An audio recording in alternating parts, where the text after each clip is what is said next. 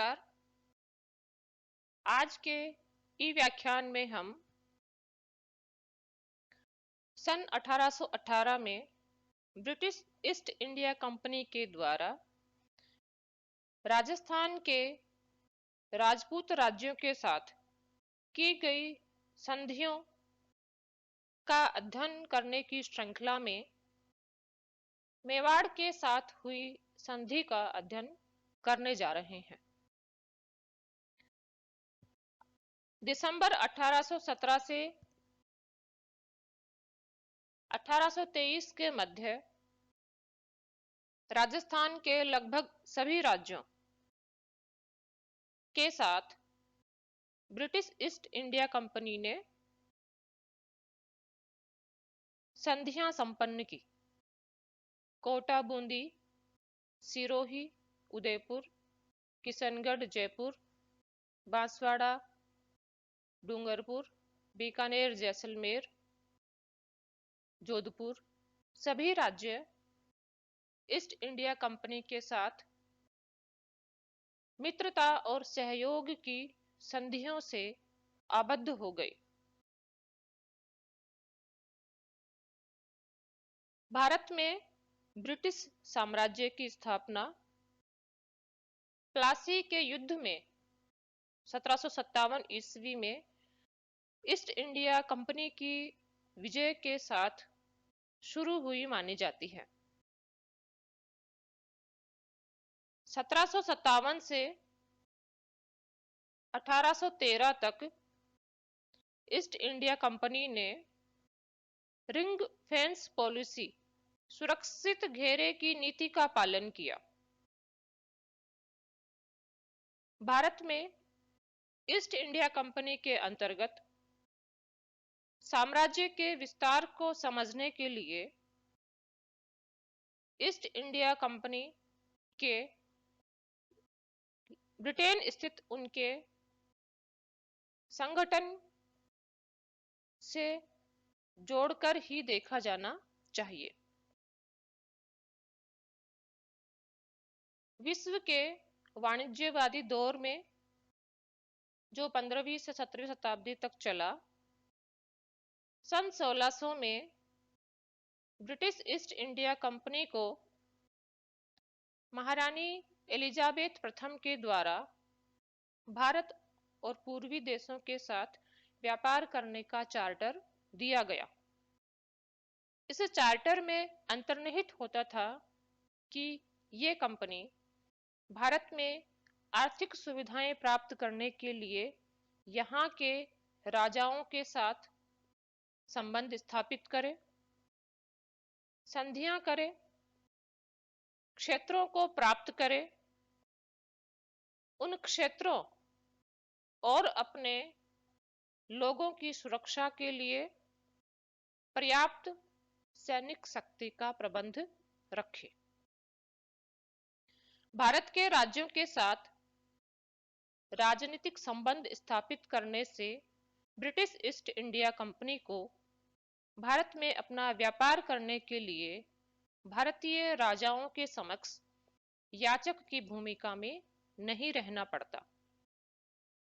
इस विचार के अंतर्गत 1757 ईस्वी में प्लासी के युद्ध में विजय प्राप्त करने के पश्चात बंगाल, बिहार, उड़ीसा से प्रारंभ होकर क्रमशः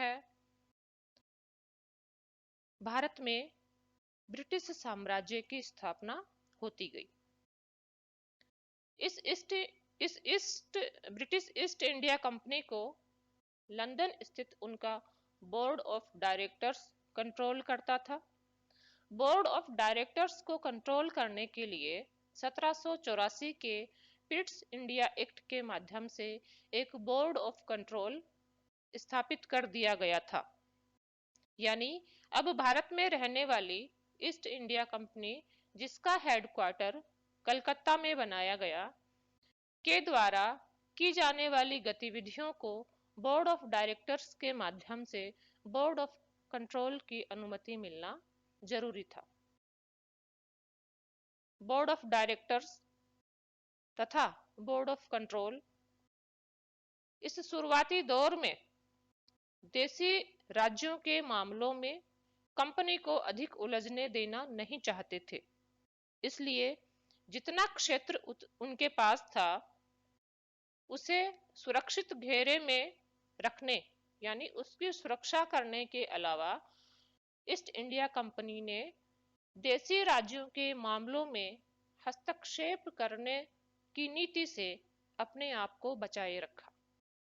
लेकिन भारत में अपने स्थापना के दौर में कंपनी के लिए देशी रियासतों के साथ संबंध स्थापित करना इसलिए जरूरी हो जाता था क्योंकि अगर भारतीय राज्यों को उनके हाल पर छोड़ दिया जाता तो या तो वे ईस्ट इंडिया कंपनी के लिए हानिकारक साबित हो जाते अथवा ईस्ट इंडिया कंपनी को उन्हें अपने नियंत्रण में रखने के लिए किसी न किसी प्रकार के राजनीतिक संबंधों को स्थापित करना ही था। इसलिए क्रमशः ब्रिटिश ईस्ट इंडिया कंपनी की नीति में परिवर्तन आया। 1798 में आए गवर्नर जनरल वेलेजली ने सहायक संधि की प्रथा का शुरुआत करके भारत के राज्यों को कंपनी के संरक्षण में लेने की कोशिश की। उसने मध्य भारत में, गुजरात में और राजस्थान में बड़ी संख्या में राज्यों के साथ सहायक संधियां की। इन सहायक संधियों की मुख्य बात यह होती थी कि ब्रिटिश ईस्ट इंडिया कंपनी उन राज्यों की जिनके साथ संधि संपन्न की जानी है की सुरक्षा का उत्तरदायित्व लेगी, जिसका मूल्य उन्हें चुकाना होगा। ये राज्य जिनके साथ संधि की जानी है अपने वैदेशिक संबंधों का संचालन ईस्ट इंडिया कंपनी को सौंप देंगे। ईस्ट इंडिया कंपनी उनके राज्यों के आंतरिक मामलों में हस्तक्षेप नहीं करेगी। तो ये राजपूत राज्य आवश्यकता होने पर कंपनी को सैनिक सहायता उपलब्ध कराएंगे। कंपनी उन राज्यों के आंतरिक मामलों में कोई हस्तक्षेप नहीं करेगी।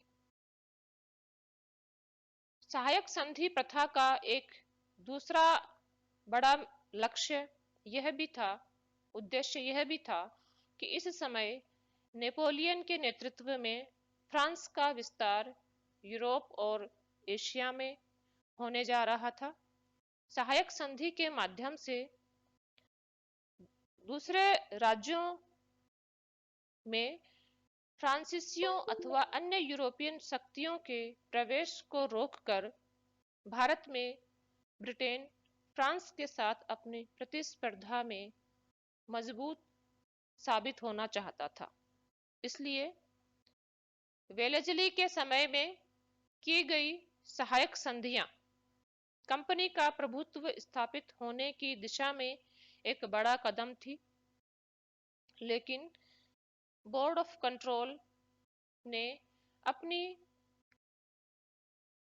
बोर्ड ऑफ कंट्रोल ने वेलेजली की नीति को बहुत अधिक अग्रगामी मानकर उसे वापस ले लिया।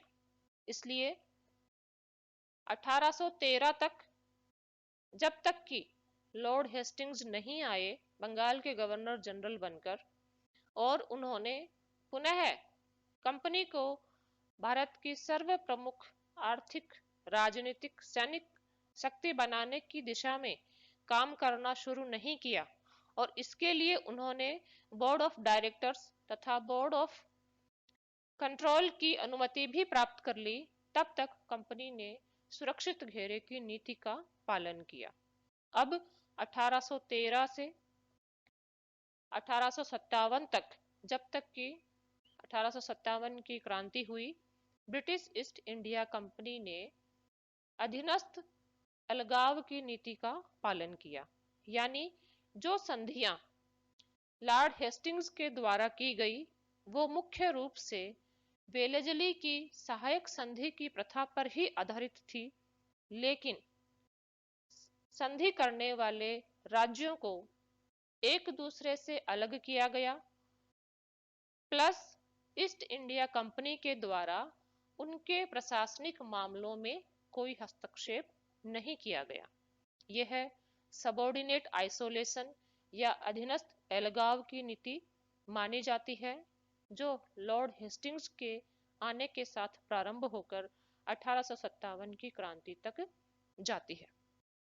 लॉर्ड हेस्टिंग्स किस प्रकार इस प्रकार की अग्रगामी नीति अपनाने के लिए में कामयाब हो सका और उसके लिए बोर्ड ऑफ डायरेक्टर्स तथा बोर्ड ऑफ कंट्रोल की अनुमति भी प्राप्त कर सका, इसके लिए एक तात्कालिक कारण भारत की राजनीति में उस समय मौजूद था और यह कारण राजस्थान के राज्यों के संदर्भ में बहुत अधिक प्रासंगिकता रखता था।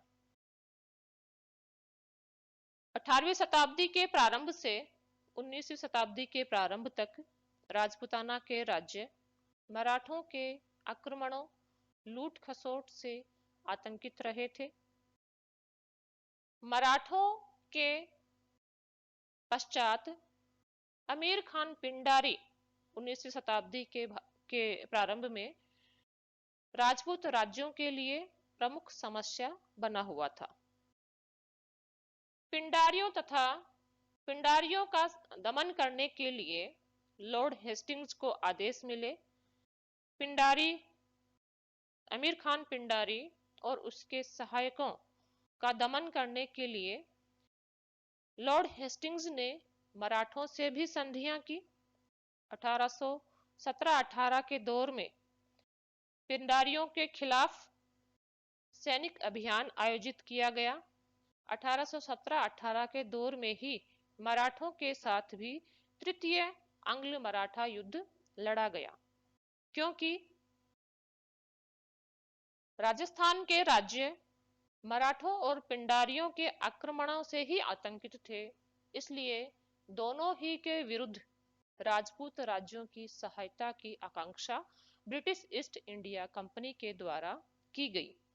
इस प्रकार मराठा और पिंडारी समस्या का अंत करने के दृष्टिकोण से लॉर्ड हेस्टिंग्स राजपूताना के राज्यों के साथ संधियां करने की अनुमति बोर्ड ऑफ डायरेक्टर्स और बोर्ड ऑफ कंट्रोल से प्राप्त कर सका और इससे पूर्व कि लॉर्ड हेस्टिंग्स की नीति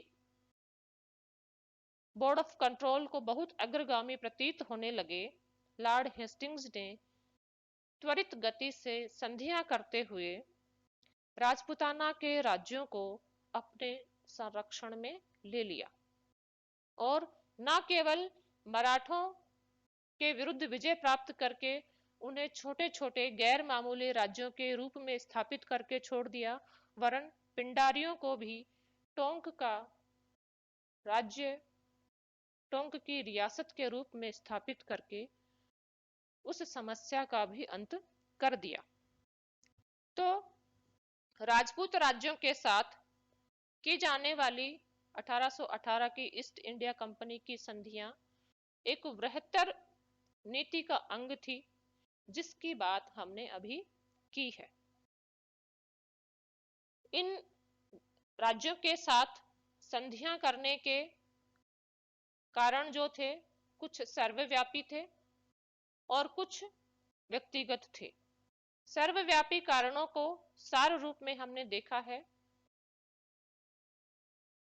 इसको अगर थोड़ा और विस्तार में देखें तो यह सिद्ध होगा कि किस कारण से राजपूत राज्य ब्रिटिश ईस्ट इंडिया कंपनी का संरक्षण प्राप्त करने के लिए आतुर थे और उन्होंने ब्रिटिश ईस्ट इंडिया कंपनी की संधियां, सहायक संधियां, अधीनस्थ संधियां क्यों स्वीकार कर ली। राजपूताना के राज्य आपसी संघर्षों में आबद्ध थे। इन संघर्षों ने ही उन्हें मराठों को आमंत्रित करने पर मजबूर किया था और मराठों के चंगुल से निकलने के लिए उन्होंने ब्रिटिश ईस्ट इंडिया कंपनी से पहले मदद की याचना की। जब ब्रिटिश ईस्ट इंडिया कंपनी की नीति में परिवर्तन आ गया, तब ब्रिटिश ईस्ट इंडिया कंपनी ने इन राज्यों को अपने संरक्षण में ले लिया। समस्या इससे अधिक भी थी। राजपूत राज्यों के आंतरिक संरचना में अंतर्निहित थी। राजपूत राजा और उनके सामंत परस्पर संघर्ष में लगे रहे थे। मुगल साम्राज्य के क्षीण होने के साथ ही यह मराठों को आमंत्रित करने वाला एक कारण भी था, और मराठों का प्रभुत्व स्थापित होने के पश्चात मराठों के द्वारा पक्ष परिवर्तन करके अथवा किसी पक्ष का साथ देकर और दूसरे पक्ष का विरोध करके इस संघर्ष को बनाए रखा गया था। इस कारण से राजपूत राज्य दीन स्थिति में थे। राजपूत शासक दीन स्थिति में थे, क्योंकि वे अपने सामंतों पर नियंत्रण नहीं रख पा रहे थे और मराठा प्रभुत्व समस्याओं का समाधान करने की अपेक्षा समस्याओं को बढ़ाने वाला साबित हो रहा था। अमीर खान पिंडारी ने मराठा समस्या को आगे तक विस्तारित कर दिया, यानी मराठों के आक्रमण के कम होने की अवस्था में अमीर खान पिंडारी की लूट खसोट बढ़ गई। और इसका एक ज्वलंत उदाहरण मेवाड़ की राजकुमारी कृष्णा कुमारी की हत्या के रूप में देखने को मिला। जबकि अमीर खान पिंडारी उदयपुर, जयपुर और मारवाड़ के शासकों को आपस में उलझाकर अंततः कृष्णा कुमारी के विवाह का प्रश्न का समाधान नहीं कर सका, और अंततः इस समस्या का समाधान कृष्णा कुमारी को विष देकर हुआ। इन समस्त कारणों से राजपूताना के राज्यों की सामान्य स्थिति का भी पता चलता है, और खास तौर से उदयपुर की स्थिति का पता चलता है। इन कारणों के बदौलत राजपूताना के राज्य ईस्ट इंडिया कंपनी के प्रति सहायता के लिए याचक बने हुए थे। जैसे ही ईस्ट इंडिया कंपनी की नीति में परिवर्तन आया, उन्होंने ईस्ट इंडिया कंपनी के साथ संधियां स्वीकार कर ली, और ईस्ट इंडिया कंपनी की नीति में यह परिवर्तन लॉर्ड हेस्टिंग्स के समय में आया, जो कि ब्रिटिश ईस्ट इंडिया कंपनी को भारत की सर्वाधिक महत्वपूर्ण राजनीतिक, सैनिक और आर्थिक शक्ति बनाना चाहता था। यह ध्यान रखना चाहिए, जैसा कि हमने बात की, कि भारत में ब्रिटिश साम्राज्य की स्थापना के बेहतर उद्देश्य का एक छोटा अंग राजस्थान के राज्यों के साथ की गई संधियां थी। 1803 ईस्वी में दूसरे मराठा युद्ध का समापन होने पर दिल्ली पर कंपनी के द्वारा अधिकार कर लिया गया था, और यहां पर नियुक्त होने वाले एजेंट राजपूत राज्यों को अपने संरक्षण में लेने की लगातार वकालत कर रहे थे।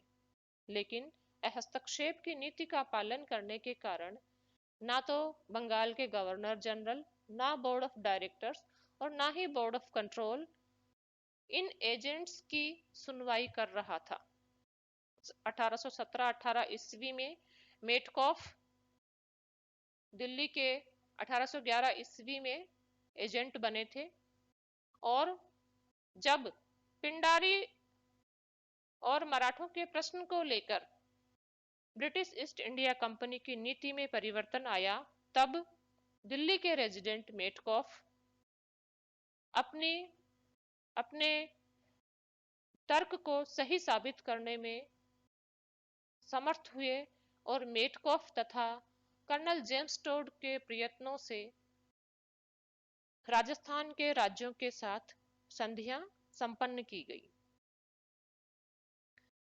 हम ये बता चुके हैं कि लॉर्ड वेलेस्ली पहला गवर्नर जनरल था जिसने सहायक संधियों की शुरुआत की। उसने मराठों के साथ दूसरा युद्ध भी लड़ा और दूसरे युद्ध में विजय प्राप्त करने के पश्चात दिल्ली पर तो अंग्रेजों का अधिकार बनाए रखा गया, लेकिन क्योंकि board of control Lord Wellesley की नीति को बहुत अधिक अग्रगामी मानता था, इसलिए उसके पश्चात आने वाले गवर्नर जनरल लॉर्ड कॉर्नवालिस और जॉर्ज बार्लो के माध्यम से वेलेस्ली की नीति को पलट दिया गया। दूसरे मराठा युद्ध जो 1802-3 में चला था के द्वारा राजपूत राज्यों पर से मराठा सरदारों सिंधिया, पेशवा, होलकर, पवार के संरक्षण को समाप्त कर दिया गया था और कुछ राजपूत राज्यों के साथ संधियां संपन्न कर ली गई थी। यह संधि सर्वप्रथम भरतपुर के राज्य के साथ हुई, जिसे बाद में परिवर्तित किया गया। उसके पश्चात अलवर, जयपुर और जोधपुर के राज्यों के साथ भी संधियां हुई, लेकिन क्योंकि वेलेस्ली की नीति को पलट दिया गया था, इसलिए कॉर्नवालिस के द्वारा यह सूचना दी गई कि जय कि राजस्थान के राज्यों के साथ जो संधियां की गई हैं वो अप्रभावी रहेंगी, केवल अलवर के साथ हुई संधि चलती रही। 1798 से 1805 वेलेस्ली का काल था। वेलेस्ली के बाद कुछ समय के लिए कॉर्नवालिस के बाद जॉर्ज बार्लो। जॉर्ज बार्लो 1807 तक और 1807 से 13 तक लॉर्ड मिंटो बंगाल के गवर्नर जनरल बने। 1805 से 1813 तक कंपनी पुनः सुरक्षित घेरे की नीति में चली गई। 1813 से पुनः लॉर्ड हेस्टिंग्स, जिनका कार्यकाल 1813 से 1823 ईस्वी रहा, पुनः कंपनी ने अग्रगामी नीति का अनुसरण किया। इसमें दिल्ली के रेजिडेंट्स के द्वारा दिए जाने वाला तर्क इसे बल प्रदान कर रहा था। मराठा और पिंडारी समस्या को लेकर वो अपने गृह देश से अनुमतियां प्राप्त कर सके और अगर राजस्थान के राज्य उनके संरक्षण में आते तो राजस्थान के पार पंजाब और सिंध में भी कंपनी के प्रभाव, आर्थिक और राजनीतिक प्रभाव को फैलाने में मदद मिलती। इस प्रकार लॉर्ड हेस्टिंग्स, जो कि कंपनी को भारत की सर्वप्रमुख नीति बनाना चाहता था, अगर अपने गृह देश से उसे किसी भी कारण से अनुमति मिल जाती, जैसा कि पिंडारी तथा मराठा प्रश्न को लेकर मिली, उस नीति के आवरण में, उस अनुमति के आवरण में वह अपने मंतव्यों को पूरा कर लेना चाहता था। इन समस्त कारणों से 1818 में देशी राज्यों के साथ संधियां संपन्न करने की भूमिका बन रही थी। मेवाड़ के साथ संधि की गई। मेवाड़, मारवाड़ और कोटा, 3 संधियों का अध्ययन आपके सिलेबस के अंतर्गत है। मेवाड़ के महाराणा भीम सिंह ने 1805 ईस्वी में कंपनी से सहायता की अथवा संधि के अंतर्गत ले लेने की याचना की, परंतु हस्तक्षेप की नीति का पालन करने के कारण और राजपूत राज्यों का संरक्षण पुनः सिंधिया को सौंप दिए जाने के कारण उनकी सुनवाई नहीं हुई। मेवाड़ के राज्य में पिछले काफी लंबे समय से संघर्ष के दौर चल रहे थे। ये कई प्रकार के संघर्ष थे। संघर्ष महाराणा और उनके सामंतों के बीच में थे। संघर्ष महाराणा और उनके राजकुमारों के मध्य भी थे। संघर्ष सामंतों के विभिन्न दलों, शक्तावतों और चुंडावतों के मध्य भी थे। ये आंतरिक कारण थे जिनका समाधान मेवाड़ के महाराणा अपने दम पर नहीं कर पा रहे थे। बाहरी कारण मराठों और पिंडारियों के आक्रमणों और लूट खसोट के रूप में थे। सिंधिया होलकर मराठा सरदार, अमीर खान पिंडारी, जमशेद खान ये पिंडारी सरदार, दिलेर खान, बापू सिंधिया, लकवा दादा ये आक्रमणकारी सेनापति जो पिंडारी या मराठा थे से मेवाड़ का राज्य आक्रांत था। कहने का तात्पर्य यह है कि मेवाड़ का राज्य ऐसी आंतरिक और बाहरी समस्याओं का सामना कर रहा था जिनका समाधान करने के लिए वह अपने दम पर समर्थ नहीं था, और जिस शक्ति की सहायता वे इस समय ले सकते थे वह ब्रिटिश ईस्ट इंडिया कंपनी थी। इसलिए कंपनी के साथ संधियां करने के प्रयत्न उनके द्वारा जारी थे। क्योंकि 1818 ईस्वी में कंपनी की नीति में परिवर्तन आया, इसलिए मेवाड़ के राज्य के साथ 12 जनवरी 1818 को संधि संपन्न की गई। इस संधि की धाराओं को हम बिंदु दर बिंदु देखेंगे। दोनों राज्यों के, दोनों शक्तियों के मध्य यानी ईस्ट इंडिया कंपनी और मेवाड़ के राज्य या मेवाड़ के महाराजा के मध्य मित्रता, सहयोग और एकता सदैव के लिए बने रहेंगे। प्रथम बिंदु है। द्वितीय बिंदु, कंपनी की तरफ से चार्ल्स मेटकाफ ने और मेवाड़ के महाराणा की तरफ से ठाकुर अजित सिंह ने इस संधि पर हस्ताक्षर किए। तृतीय बिंदु, यह संधि जो 12 जनवरी 1818 को लिखी गई, 22 जनवरी 1818 ईस्वी को governor general of Bengal Lord Hastings के द्वारा मान्यता प्रदान की गई।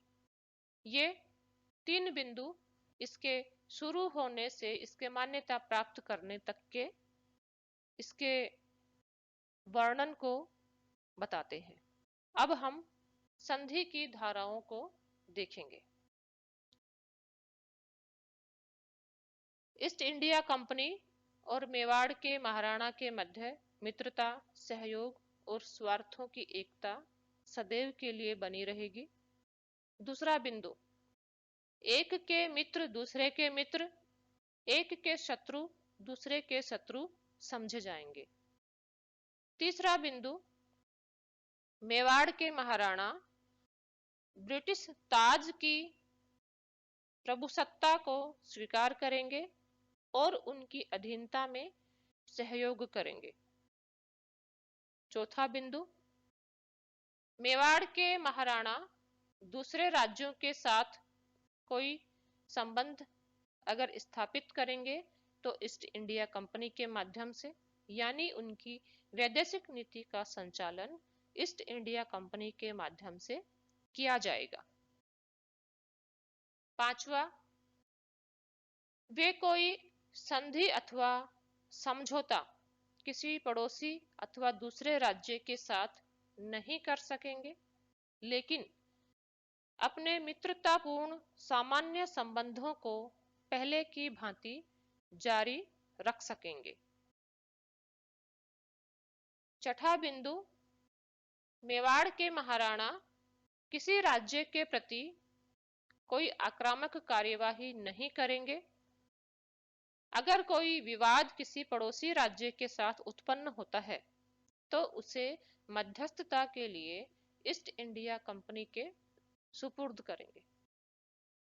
सातवां पॉइंट, मेवाड़ के राज्य के कुल राजस्व का 1/4 भाग प्रथम 5 वर्षों के लिए ईस्ट इंडिया कंपनी को दिया जाएगा। आगे आने वाले वर्षों में सदैव के लिए मेवाड़ के राजस्व का 3/8 भाग ईस्ट इंडिया कंपनी को दिया जाएगा।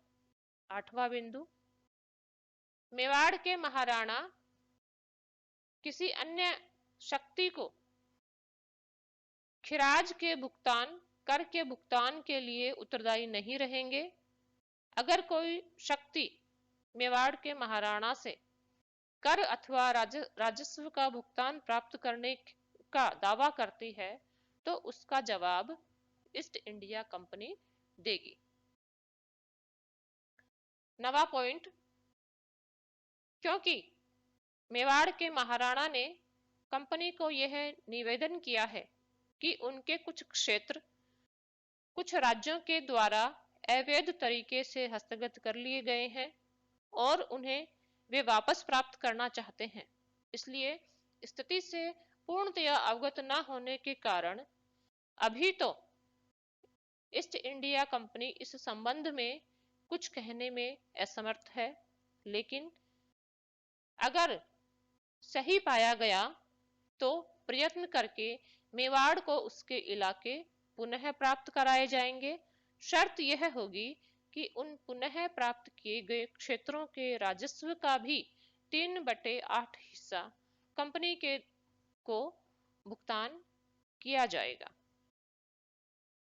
10वां पॉइंट, मेवाड़ के महाराणा कंपनी को यथासंभव सैनिक सहायता आवश्यकता होने पर देंगे। अंतिम बिंदु, मेवाड़ के महाराणा अपने राज्य के पूर्ण शासक बने रहेंगे और कंपनी राज्य के मामलों में हस्तक्षेप करने से अपने आप को अलग रखेगी। इस प्रकार कुल 11 शर्तों के माध्यम से संधि का मूल ढांचा तैयार किया गया। 1 महीने का समय मेवाड़ के महाराणा को इस संधि का अनुमोदन करने के लिए दिया गया। मेवाड़ के महाराणा भीम सिंह ने और लॉर्ड हेस्टिंग्स ने इस समयावधि के अंतर्गत ही इस संधि को मान्यता प्रदान करके उसकी प्रतियां एक दूसरे को समर्पित कर दी और इस प्रकार मेवाड़ का राज्य और ईस्ट इंडिया कंपनी एक दूसरे के साथ संधि से आबद्ध हो गए। संधि संपन्न हो जाने के पश्चात कर्नल टोड को मेवाड़ के रेजिडेंट के रूप में नियुक्त किया गया। 8 मार्च 1818 ईस्वी को कर्नल टोड ने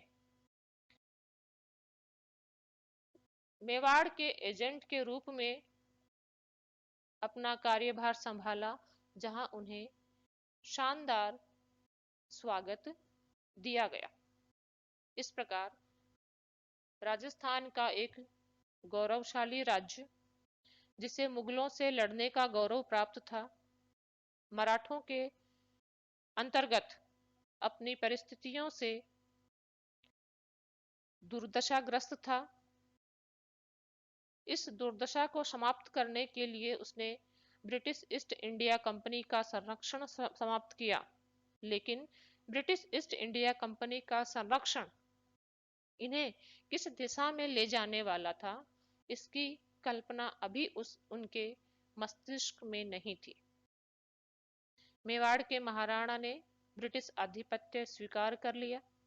कंपनी ने उन्हें बाहरी आक्रमणों, आंतरिक अव्यवस्था से रक्षा करने का भरोसा दिलाया और उनके आंतरिक मामलों में हस्तक्षेप न करने का भी आश्वासन दिया। मेवाड़ की वैदेशिक नीति कंपनी के हाथों में चली गई। मेवाड़ की सेना कंपनी के इच्छा अनुसार सेवा देने के लिए तैयार की गई।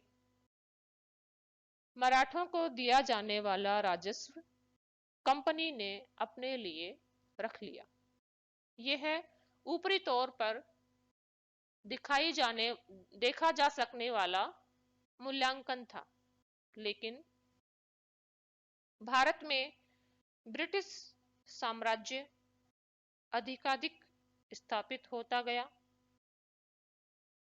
तदनुरूप इन राज्यों के प्रति भी कंपनी और उसके पश्चात ब्रिटिश ताज के द्वारा नीति में परिवर्तन किया गया। राज्यों के आंतरिक मामलों में विभिन्न कारणों से हस्तक्षेप किया गया। जब भारत में राष्ट्रीय आंदोलन ने गति पकड़ी, ब्रिटिश ताज और उनकी प्रतिनिधि भारत की ब्रिटिश सरकार ने इन रियासतों को उस आंदोलन का सामना करने के लिए ढाल बनाया और इनके साथ सहयोग करना शुरू किया। ये सहयोग भारत में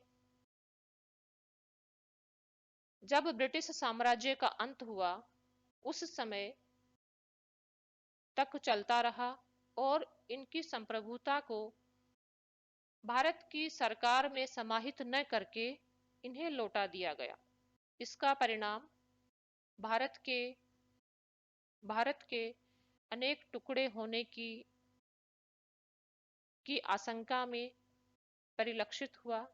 यद्यपि भारत के गृह मंत्री सरदार वल्लभ भाई पटेल के द्वारा और उनके सचिव वीपी मेनन के नेतृत्व में न केवल भारत की रियासतों वरन राजपूताना की रियासतों का भी राजस्थान राज्य के रूप में विलय करके भारतीय संघ में शामिल कर लिया गया। इस प्रकार राजपूत राज्यों के प्रति ब्रिटिश ईस्ट इंडिया कंपनी की नीति राजपूत राज्यों के प्रति मददगार अथवा उनकी समस्याओं का समाधान करने वाले अथवा उनके लिए सहायक के रूप में न होकर अपने स्वार्थों और आकांक्षाओं से प्रेरित थी और सदैव वैसी ही बनी रही। यह हमने मेवाड़ के केस को देखा। इसके पश्चात हम मारवाड़ और कोटा के साथ की गई संधियों को भी देखेंगे। धन्यवाद।